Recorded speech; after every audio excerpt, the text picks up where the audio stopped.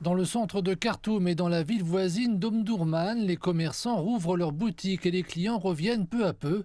Ils disent que cela leur donne un peu d'espoir et que les combats violents qui ont autrefois secoué la capitale et contraint des millions de personnes à fuir appartiennent désormais au passé.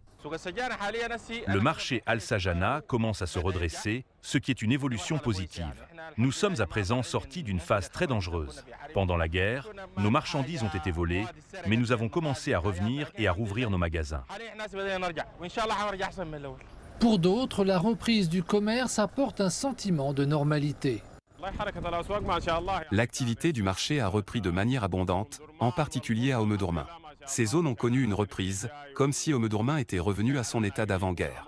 Les services, les commerçants et les marchandises circulent sans encombre. L'industrie montre également des signes de reprise. Dans une minoterie de la zone industrielle de Kari, les activités ont repris après plus de 2 ans d'interruption. Nous avons repris nos activités, terminé la maintenance et relancé la production. Ces moulins produisent 1200 tonnes par jour et emploient plus de 500 personnes. C'est un signe prometteur pour la production alimentaire et la sécurité alimentaire.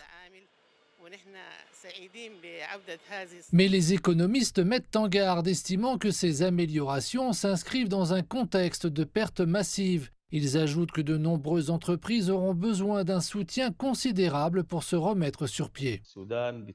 La reconstruction nécessite des fonds importants, car les infrastructures et les usines ont été fortement détruites. Le secteur industriel a perdu entre 75 et 80% environ de sa capacité.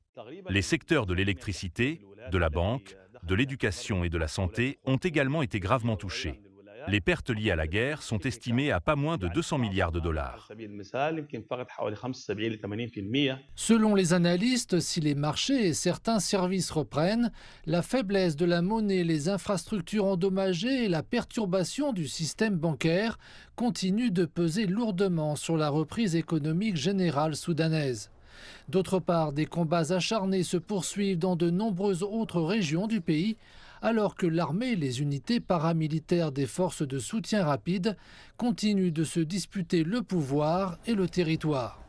Plusieurs millions de personnes désespérées attendent une résolution et la paix afin de pouvoir rejoindre leurs compatriotes à Khartoum et retrouver leur vie d'avant.